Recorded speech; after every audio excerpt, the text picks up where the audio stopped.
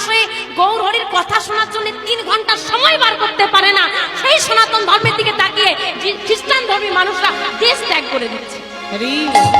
ভাবো, আর কবে ভাববে? বলতে এত লজ্জা করে, এত দ্বিধা বোধ হয়, লজ্জা বোধ হয়। দুর্গাপুজো একটা ধর্মীয় অনুষ্ঠান। অযোধ্যায় রাম মন্দির প্রতিষ্ঠা হচ্ছে, কি সবাই এটা আসলে জানেন? বড় একটা সংবাদ হয়েছিল আমাদের কাছে। অযোধ্যায় রাম মন্দির প্রতিষ্ঠা হচ্ছে, আর আমাদের পশ্চিম বাংলার ছেলেরা জামা খুলে দিয়ে রাস্তার ধারে বক্স চালিয়ে মাতলামি করছে, রাস্তা অবরোধ করছে। এটা কি আমাদের ধর্মীয় অনুষ্ঠান?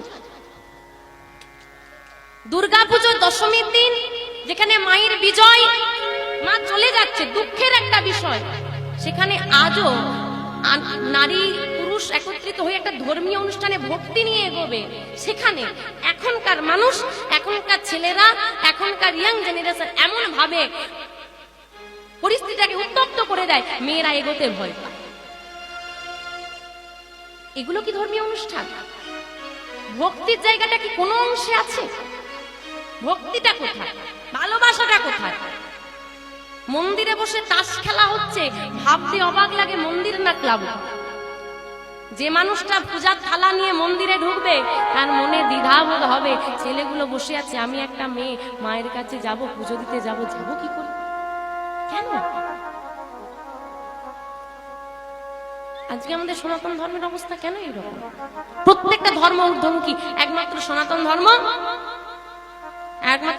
ধর্ম নিম্নমুখী।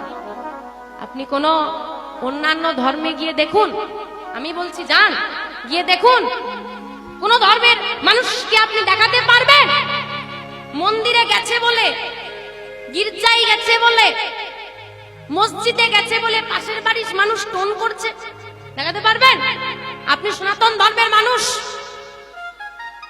গুরু দীক্ষা নিয়ে কণ্ঠে তুলসীর মালা